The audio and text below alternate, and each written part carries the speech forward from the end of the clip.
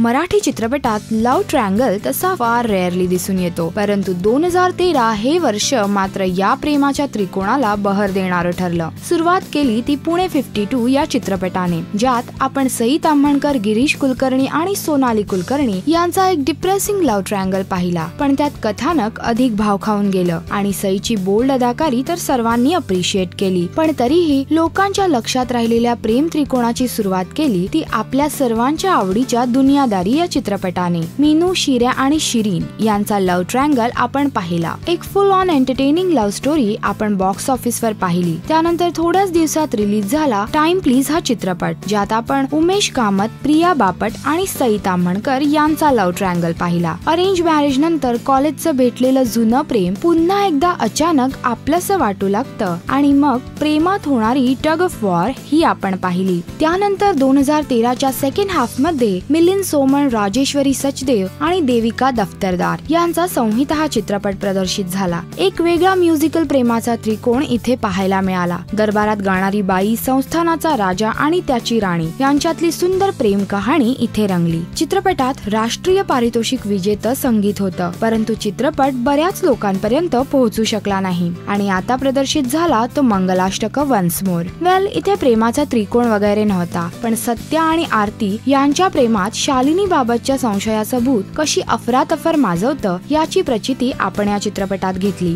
आणि आता नुकताच रिलीज झालेला असा मी अशी ती हा चित्रपट पल्लवी सुभाष, सचित पाटील आणि मानसी साळवी यांच्यातल्या प्रेमाचा त्रिकोण। बाकी कथानक खटकलं तरी या तिघांची लव्ह स्टोरी थोडी सुसह्य होती।